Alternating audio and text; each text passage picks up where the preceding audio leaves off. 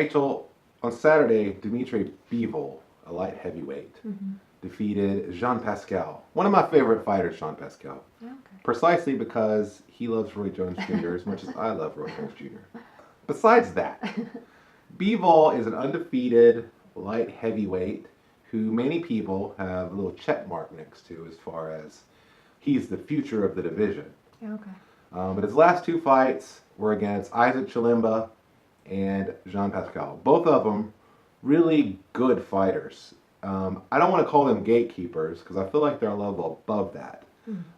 But in the traditional sense, that's what they are at this point in their careers, especially. They're fighters who will give world champion level fighters 12 good rounds, right? And that's what happened against each of them for Bivol. He went the distance with them. A lot of people on my Twitter timeline and maybe even Rachel saw Bivol against these guys, and it didn't spark any interest in Bivol's career, I don't think. Right. Is that true?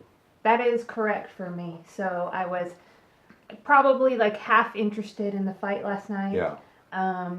Which is a lot because not only was it supposedly the future of the light heavyweight division, but also that's the last World Boxing Championship HBO card. Yeah. You know? Yeah. So like we had vested interest in this, and it was still hard for you and many to be present and enjoy the fight.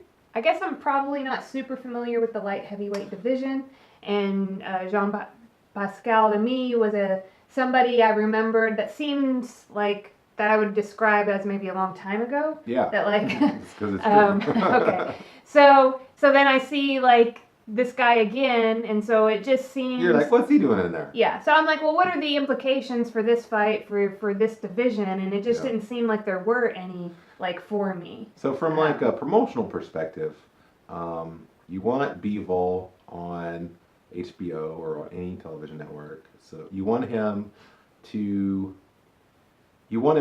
captivate the audience. Yeah.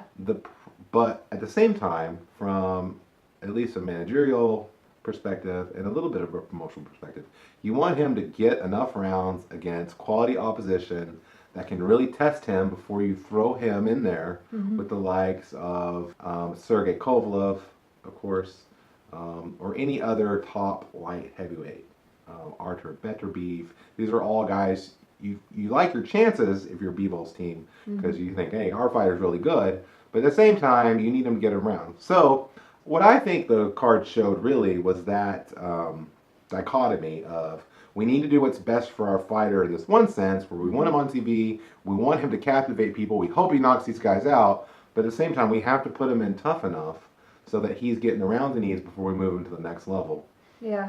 What did you think about Bivol just in general? What were your general thoughts about his performance and just the sense you give him as a fighter?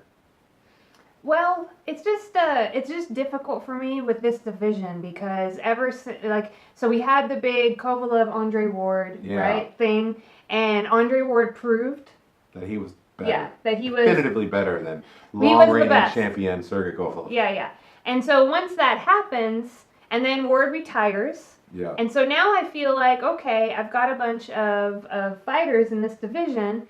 And none of them are Andre Ward. Yeah, they're not Andre Ward, and it's just kind of like, well, like they might be in a good scrap, like Kovalev might get in a good scrap with somebody, but other than that, that's what I mean. I'm just like, I'm not sure about this division. Yeah. Yeah. So like, I don't even know what Bivol could do at this point. Like, sure, you're like meant to be like, or earmarked as like going to be the best of this division, and I'm just kind of like, well, okay.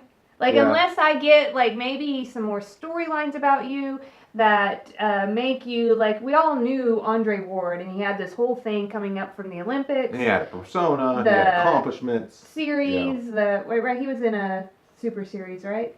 Yeah, it was a tournament. It was kind of like the World Boxing Super Series, but it was that super middleweight tournament that they did. Right. And then I guess with him, like, he moved up weight classes. So, like, we just had, like, all this other stuff, and I just don't feel like any of that's existing right now for me. So, it's like, okay, you had a solid 12-round fight and you won. And yeah, definitely Bivol won the majority of rounds, and by majority I mean 10 or 11 of the 12 rounds. It was still a good fight. Each of the rounds was competitive, partially because Jean Pascal is just a warrior. I love Jean Pascal. Sometimes I'm like, Jean Pascal. But he's from Canada, or actually he's from Haiti. I don't know where he's from. It doesn't matter. Listen, Jean Pascal, I love Jean Pascal, but yeah, his best days are behind him.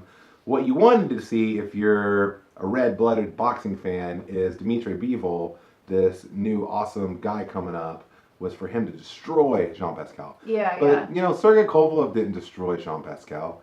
Eddie Alvarez didn't destroy Jean Pascal. Nobody destroys Jean Pascal. So I think, you know, I just think it is what it is. I think Bivol, to me, he appears to be a very beautiful looking fighter in that he's got all the things. He's fluid in his movements. He's technically precise. He's got snap on his punches. Maybe not that the kind of power that Sergey Kovalev had, where he would just knock you senseless and not even hit you clean. But he's got power, and he's a very, very good fighter. Is that enough to captivate people? I don't know, but I'm definitely interested in seeing where his career goes from here and seeing how the light heavyweight division plays out.